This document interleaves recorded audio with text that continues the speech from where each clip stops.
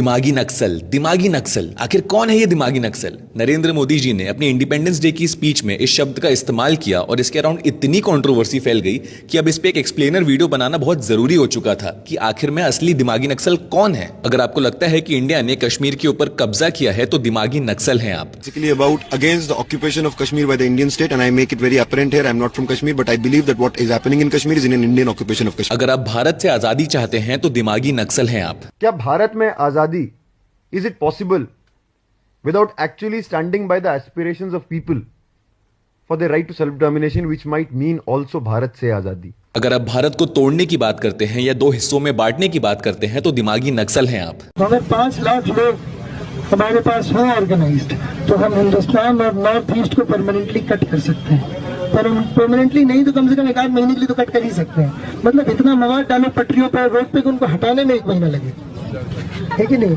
जाए एयरफोर्स से, असम को काटना हमारी जिम्मेदारी है, असम और इंडिया कट के अलग हो जाए। अगर आप पाकिस्तान के खिलाफ बोलने के लिए अपने ही देश के आर्मी चीफ के खिलाफ बोलने लगते हैं तो दिमागी नक्सल हैं आप। अगर आप भारत की पॉलिटिक्स में रह के पाकिस्तान को इंडिपेंडेंस डे विश करते हैं तो दिमागी नक्सल हैं आप। अगर एक खतरनाक आतंकवादी जिसने ना जाने कितने भारतीयों को मौत के घाट उतार दिया वो आपका चहेता है और आप कश्मीर को भारत का हिस्सा नहीं मानते तो दिमागी नक्सल हैं आप। Kashmir has never been an integral part of India.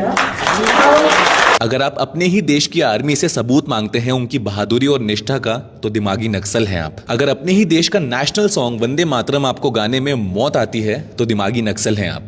अरे भाई तुम्हें अब वंदे मातरम का प्रेम हो रहा करो ना भाई, मैं तो कहीं तक भी नहीं गाता था और कहीं तक भी नहीं गाऊंगा। आ गई समझ में आपको? अगर आप अफजल गुरु और माधवी हिडमा जैसे खतरनाक आतंकवादी के समर्थन में नारे लगाते हैं तो दिमागी नक्सल हैं आप। आई होप ये छोटी सी गाइड आपकी बहुत हेल्प करेगी ये डिसाइड करने में और ये आइडेंटिफाई करने में कि आपकी सोसाइटी में और आपके आसपास ऐसे कौन से लोग हैं जो दिमागी नक्सल की कैटेगरी में आते हैं।